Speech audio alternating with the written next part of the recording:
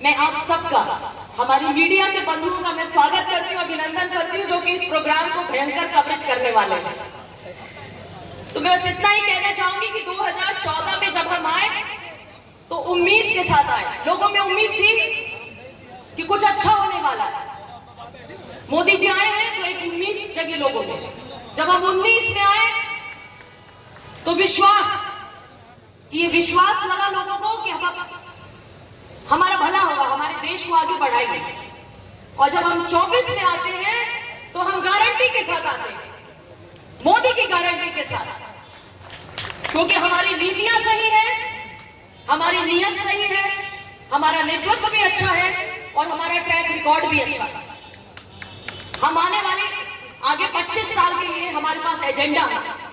तो मैं बस इतना ही कहना चाहूंगी कि हम जा रहे हैं और 13 तारीख को ज्यादा मतों को आप दिलवाएं, अपने घरों से निकले, अपने आस पड़ोसियों को भी निकालें और भारी मतों से हमारे प्रत्याशी मेरे छोटे भाई डॉक्टर, आपके आने से यह नामांकन जुलूस नहीं है, यह विजय जुलूस हो गया है। गर्मी बहुत ज्यादा है, हो भी क्यों ना। एक तो 23 जून की गर्मी, दूसरे माननीय उप मुख्यमंत्री सरकार यहाँ उपस्थित है, उनके कारण गर्मी, एक मोदी की गारंटी की गर्मी।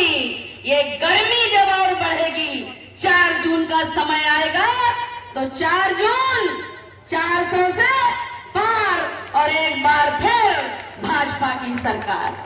हम सबके बीच में हमारे तमाम सम्मानित भारत माता की धन्यवाद। आज बहराइच लोकसभा के देश में 2 विचारधाराएं तेजी के साथ चुनाव में काम कर रही हैं। यह कह सकते हैं 2 गठबंधन चुनाव मैदान में है। भारतीय जनता पार्टी अपने गठबंधन के साथ, एनडीए के साथ माननीय मोदी जी के नेतृत्व में अपने पिछले 10 वर्षों का ट्रैक रिकॉर्ड लेकर के जनता के सामने है। और कांग्रेस पार्टी का जो इंडी गठबंधन है वो अपने ट्रैक रिकॉर्ड की चर्चा ही नहीं करते हैं। की बात करें, वो जनता को तरह तरह की बातों में आने वाले 20 साल तक अध्यक्ष कौन होगा, ये पहले से तय है कि दूनी रात चौगनी कब से बढ़ रही है। हम दुनिया में 4थे नंबर पर हैं, बहुत शीघ्र ही हम 2014 नंबर पर सेक्टर में आएंगे। माननीय मोदी जी ने देश में सरकार चलाने का काम किया है और 2017 से लेकर 24 तक अभी तक उत्तर प्रदेश में भारतीय जनता पार्टी की सरकार योगी जी के नेतृत्व में चल रही है। केंद्र प्रदेश की सरकार का लेखा जोखा आपके सामने है, कांग्रेस पार्टी उनके गठबंधन का लेखा जोखा आपके सामने है, उत्तर प्रदेश में समाजवादी पार्टी की सरकार का लेखा जोखा आपके सामने है।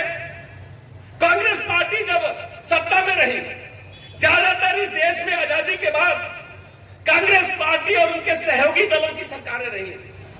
कुछ समय के लिए पूज्य अटल जी, कुछ समय के लिए जनता दल, जनता पार्टी की सरकारें आई, लेकिन ज्यादातर वक्त कांग्रेस के नेतृत्व में ही देश में सरकारें रही। बहुत दूर अगर आप नहीं जाते हैं, केवल 2004 से लेकर 14 तक जब यूपीए 1 और 2 की सरकार कांग्रेस की चल रही थी, उसका उन 10 वर्षों का और मोदी जी की 14 से लेकर 24 तक की सरकार का तुलनात्मक अध्ययन अगर करेंगे तो आप पाएंगे कि कांग्रेस की सरकार जब 2004 से 14 तक देश में चल रही थी तो भ्रष्टाचार के आकंठ दलदल में डूबी हुई थी। अखबारों की सुर्खियां थी, प्रतिदिन कोई न कोई बड़ा घोटाला होता था। चाहे कोयला घोटाला हो जाए तो कोयला मंत्री उनके जेल चले जाते थे।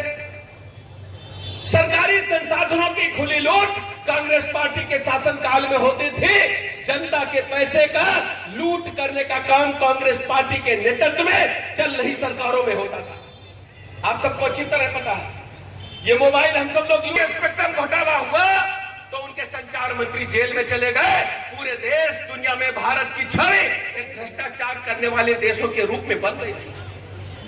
अभी कुछ दिन बीते थे, पूरे दुनिया के कॉमनवेल्थ देशों के खिलाड़ी दिल्ली में इकट्ठा हुए, कॉमनवेल्थ गेम हुए, तो कॉमनवेल्थ खेल में भी घोटाला हो गया।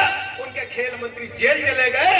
कांग्रेस की सरकार थी और कांग्रेस के मंत्री ही जेल के सींचे के पीछे हवा काट रहे थे। भारत माता की छवि खराब हो रही थी। सेना के बने भवनों में घोटाला होगा, चारों तरफ घोटाले दर घोटाले हो रहे थे।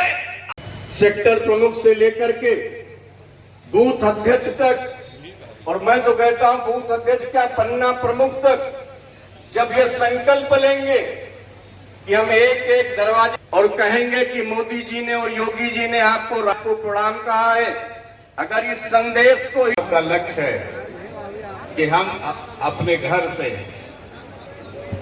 मतदान के लिए जो पूरा संगठन में लगातार ये चर्चा चल रही है, पन्ना प्रमुख से लेकर बूथ अध्यक्ष से लेकर, और हमको एक टारगेट भी दिया गया सभी कार्यकर्ताओं को कि हम स्वयं 10 वोट का एक लक्ष्य लेकर चलेंगे कि 10 वोट हमें बूथ तक पहुंचाने हैं, और उस लक्ष्य को सभी बात करें तो उनके अध्यक्ष आने वाले 20 साल तक अध्यक्ष कौन होगा ये पहले से तय है। ये चुनाव दूनी रात चौगनी गति से बढ़ रही है। हम दुनिया में चौथे नंबर पर हैं। बहुत शीघ्र ही हम दूसरे और तीसरे नंबर पर सैन्य शक्ति में आएंगे।